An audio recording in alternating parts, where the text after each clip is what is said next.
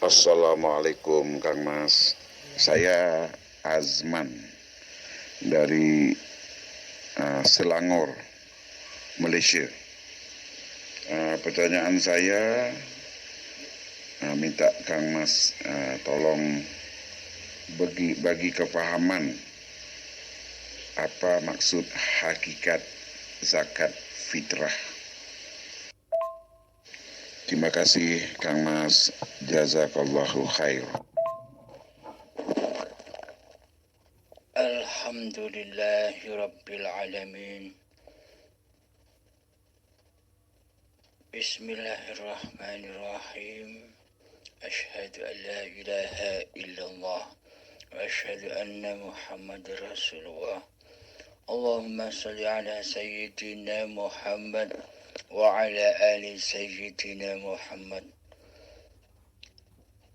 Rabbi shrah li sadri wa yassir li amri wahlul 'uqdatam min lisani yafqahu qawli. Amin. Bismillahirrahmanirrahim. Apakah hakikat zakat fitrah itu di sisi Allah? Pertanyaannya demikian.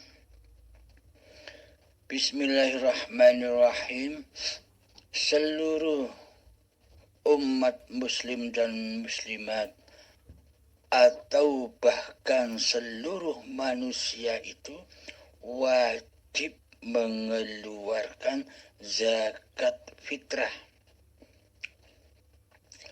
Kalau di sisi syariatnya wajib bagi muslimin muslimat yang wajib mengeluarkan zakat fitrah. Namun di sisi Allah bahkan seluruh manusia itu wajib mengeluarkan zakat fitrah. Sedangkan zakat fitrah yang dimaksud di syariat adalah mengeluarkan zakat seperti beras atau harta atau hasil tanaman dan sebagainya. Ini babakan zakat fitrah secara syariat. Karena bila masih duduk di syariat, maka zakatnya ya seperti syariat. Maksudnya apa? Ketika hati ini yang duduk menjadi raja, ketika hati ini yang duduk menjadi Tuhan, masih diri manusianya yang wujud, masih diri manusianya yang hidup, masih diri manusianya yang berkuasa, masih diri manusianya yang punya kehendak dan kekuatan. Pada intinya manusia masih menduduki sifat-sifat Tuhannya. Yakni manusia tak terasa telah menjadi Allah. Ngaku-ngaku jadi Allah tapi tak terasa. Bagi mereka ahli hijab, maka zakatnya ya berupa dohir-dohir yang sama bentuknya dengan badan yang selama ini kita sembah. Selama ini kan kita menyembah badan kita. Akan tetapi kita tidak menyadarinya. Seolah-olah badan ini yang hidup, seolah-olah badan ini yang berkuasa, seolah-olah badan ini yang wujud, seolah-olah badan ini yang bisa melakukan ibadah.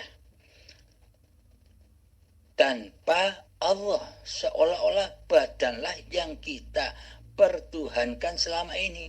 Badanlah yang kita jadikan berhala-berhala, tauhid di hati kita selama ini. Tempatnya bertuhan, tempatnya beragama itu ada di hati. Tergantung di hati kita ini ada siapa. Yang wujud siapa? Allah atau diri kita.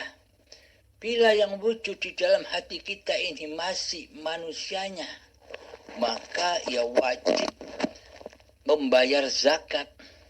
Zakat fitrah, zakat kesucian. dalam babakan syariat zakatnya ya berupa seperti apa yang disembahnya, tauhid apa yang dicintainya. Jadi yang dipersembahkan, yang dizakatkan di dalam syariat apa-apa yang dicintainya di hati, yakni dunia. Akan tetapi yang dimaksud zakat di sisi Allah, zakat fitrah. Fitrah itu kan suci. Bagaimana kita bisa suci? Ketika kita mengeluarkan zakat fitrah berupa beras, uang, atau hasil tanaman contohnya. Ketika di dalam zakat fitrah kita merasa yang memfitrahkan diri kita sendiri. Bagaimana mungkin hati kita bisa suci sementara kita merasa memfitrahkan, mensucikan diri kita sendiri dengan harta kita. Sedangkan di dalam hati kita masih wujud diri manusianya. Selamanya hati kita tak akan pernah suci. Meskipun dibalut zakat, meskipun dibalut ibadah-ibadah sholat, meskipun dibalut ibadah-ibadah puasa, meskipun dibalut ibadah-ibadah haji, dan meskipun dibalut ibadah-ibadah yang lainnya. Sejak akil balik tiba hingga setua ini, semuanya tak akan ada imbasnya bila yang masih jadi Tuhan di hati kita adalah diri kita sendiri yang wujud, yang hidup, yang berkuasa atas badan ini. Semuanya hanya sia-sia saja. Ini saya berbicara babakan hakikat. Hakikatnya, sesungguhnya. Jadi zakat fitrah ini ada hubungannya dengan kullu mauludin yuladu alal fitrah. Setiap diri, setiap bayi yang terlahir ke dunia ini semuanya dalam keadaan suci bersih, tanpa noda, tanpa dosa. Kenapa bayi ini kok disebut suci? Padahal bayi ini tidak pernah sholat. Padahal bayi ini tidak pernah zakat. Padahal bayi ini tidak pernah puasa. Padahal bayi ini tidak pernah beribadah haji dan umroh. Padahal bayi ini tidak pernah ngapa-ngapain. Tapi kok disebut suci? Kan aneh. Nah, ini alasannya. Kenapa bayi itu disebut suci bersih? Karena bayi itu adalah yang maha suci. Siapa? Hidupnya Allah dan badan ciptaan Allah. Yang ada hanya Allah yang maha suci. Di dalam hati bayi itu yang ada hanya Allah yang maha suci, yang maha mencukupi segala kebutuhan jabang bayi sejak dari tanah sampai menjadi bayi. Allah lah hidup yang menghidupi tanah hingga sampai menjadi bayi. Karena itulah bayi disebut fitrah, suci. Suci dari apa? Suci dari tampilnya, suci dari wujudnya, suci dari hidupnya, diri manusianya. Lalu sampai kapan kesucian bayi itu bertahan? Kesucian bayi itu bertahan hingga sampai masa detik-detik akil balik tiba. Detik-detik akil balik tiba itulah sang Adam mulai bermaksiat kepada Allah. Yakni tidak boleh memakan buah khuldi atau buah larangan, malah si Adam memakannya. Apa hakikat yang dimaksud buah khuldi itu? Buah khuldi itu adalah tak lain dan tak bukan adalah pengakuan demi pengakuan diri manusianya. Inilah yang dimaksud zaman jahiliyah, zaman kekotoran, zaman najis. Karena hidupnya Allah sudah dimakan, sudah diakui sebagai hidup manusianya. Badan ciptaan Allah sudah terakui milik manusianya. Inilah zaman yang jahiliyah, zaman kekotoran, zaman kekufuran hamba kepada Tuhannya, sehingga Allahnya yang dulu wujud, Allahnya dulu hidup, Allahnya dulu nyata, Allahnya dulu yang berkuasa atas hidup dan badan ini, maka terenggutlah, terjajalah oleh hawa nafsu kita sendiri ketika datang detik-detik akil balik tiba. Maka kesuciannya tercoreng, kesuciannya terkotori akan hadirnya pengakuan diri manusia kita selama ini. Inilah yang dimaksud kenapa umat muslimin, mukminin bila ingin mensucikan badannya, maka diwajibkan berzakat fitrah, zakat kesucian. Apa maknanya di sisi hakikatnya? Makna zakat fitrah di sisi hakikatnya adalah kita persembahkan kembali kesucian ini kepada Allah. Maksudnya apa? Hidup ini bukan hidupnya manusia, maka persembahkanlah bahwa hidup ini Allah. Badan ini bukan badan manusianya. Persembahkan lagi kepada Allah bahwa badan inilah ciptaan Allah. Bahwa badan inilah sebagai bukti bahwa Allah, bahwa hidup itu wujud, bahwa hidup itu sang pencipta badan. Jangan aku akui badan ini milik badan manusianya. Inilah yang dimaksud zakat fitrah di sisi hakikatnya. Maksudnya dizakatkan, dipersembahkan kembali, diabdikan kembali seluruh apa-apa yang kita cintai selama ini.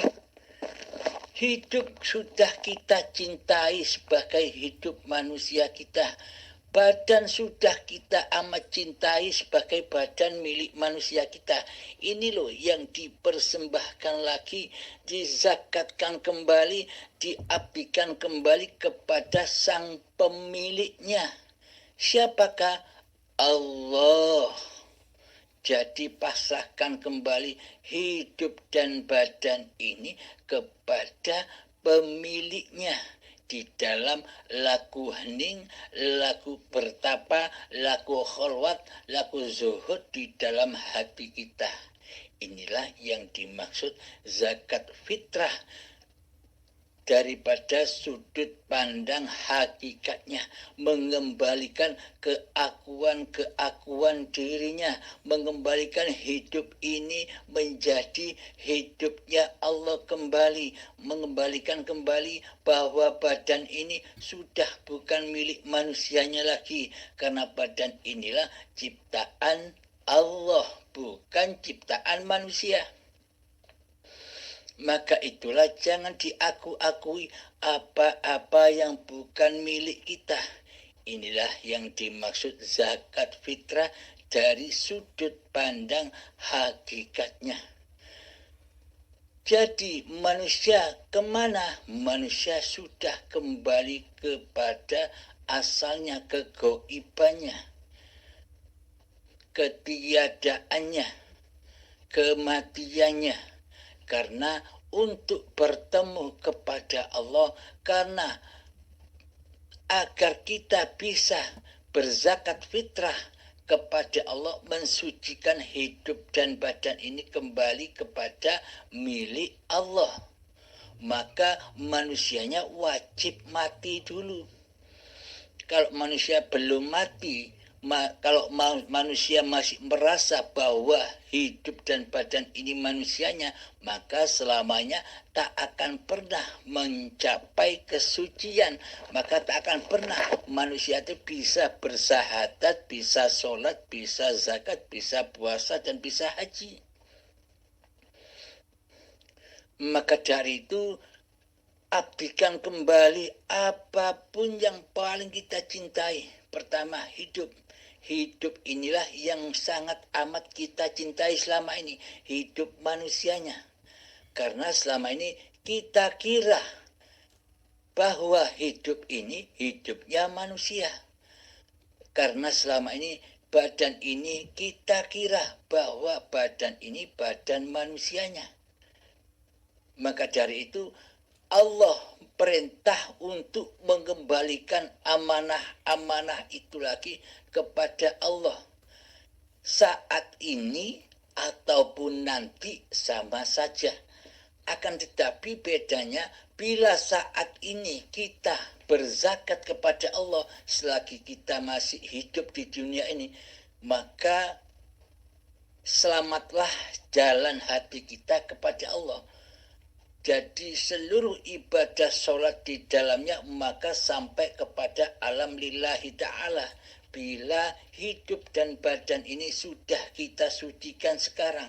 Maksud kita sucikan adalah kita persembahkan kembali bahwa hidup ini Allah, badan ini ciptaan Allah, sholat ini Allah yang mempergerakkan, puasa ini Allah yang mempergerakkan, zakat secara syariat ini Allah yang mempergerakkan. Seluruhnya hanya af'al Allah yang ada di dalamnya. Inilah makna yang dikatakan amal yang soleh, amal yang pasti diterima oleh Allah Ta'ala. Bagaimana mungkin Allah menolak amal-amalnya sendiri? Jadi Allah itu menolak amal-amal yang selain dari dirinya. Bagaimana maksudnya? Allah menolak amal-amal manusia yang mana di dalam hati manusia itu tidak bertuhankan kepada Allah. Di dalam hati manusia itu merasa bahwa hidup ini hidup manusianya. Di hati manusia merasa bahwa badan ini badan manusianya. Di hati manusia merasa bahwa kuasa ini kuasa manusianya. Di dalam hati manusia merasa bahwa sholat ini dan ibadah ini sholat dan ibadah manusianya. Di dalam hati prakteknya linafsi, milikku hamba sebagai penguasanya. Maka amal-amal manusia yang seperti inilah, manusia-manusia yang hatinya masih mensekutukan Allah inilah, amal-amalnya semuanya ditolak oleh Allah. Yakni semua amal ibadah dan sholatnya akan dimakan oleh dirinya sendiri, akan dibakar oleh hawa nafsunya sendiri. Merasa memiliki ibadah itu, ya dibakar sendiri di dalam anarnya hawa nafsu. Sehingga di sisi Allah tidak pernah beribadah sekalipun, karena di dalam hati hambanya Allahnya ditiadakan, Allahnya digoibkan, Allahnya tidak dinyatakan di hati sebagai Tuhan yang menguasai diri kita selama ini.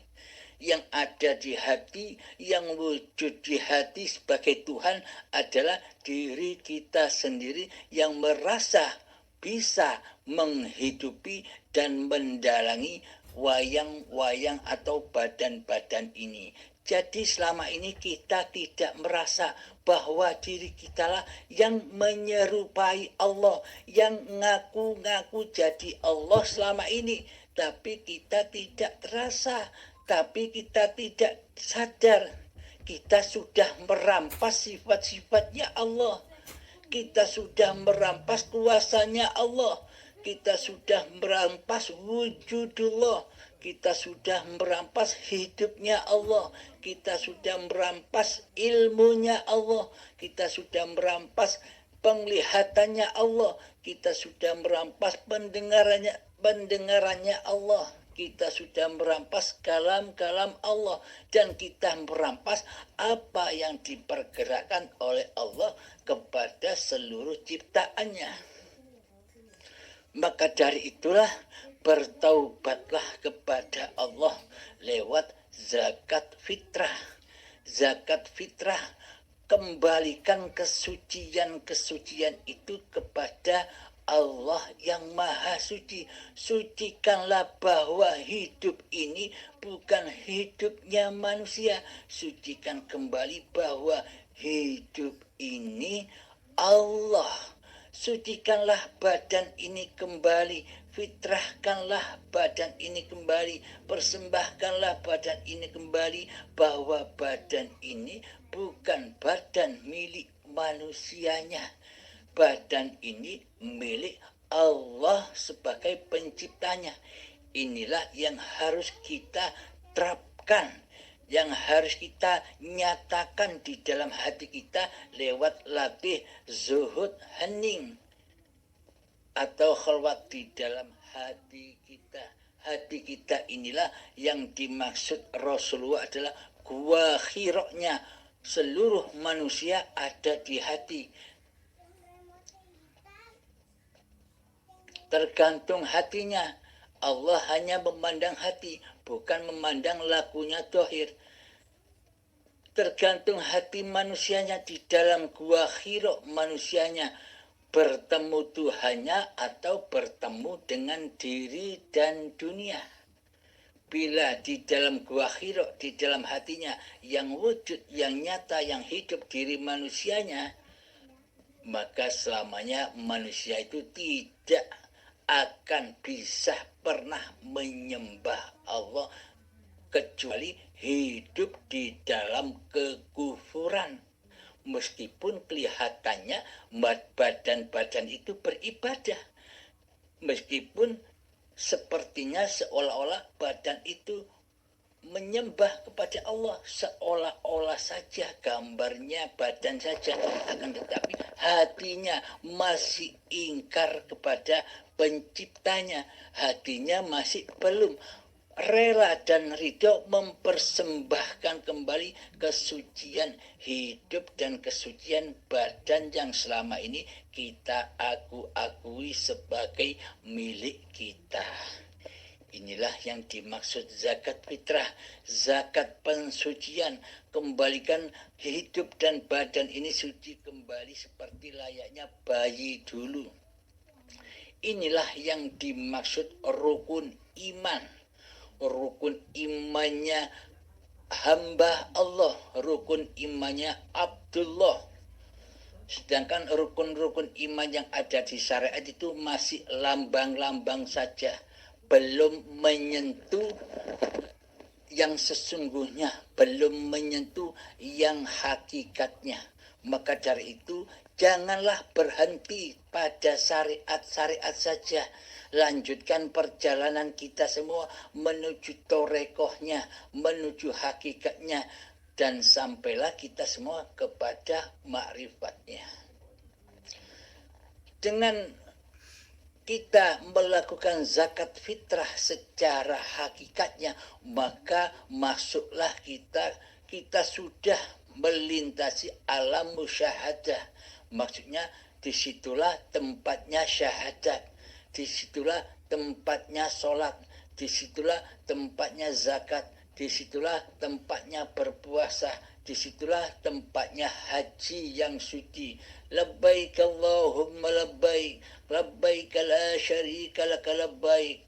Jadi haji maknanya adalah hati tidak syirik kepada Allah, hati tidak mensekutukan Allah dengan diri kita, hati tidak mensekutukan wujud Allah dengan wujud diri kita, hati tidak mensekutukan hidupnya Allah dengan hidup kita.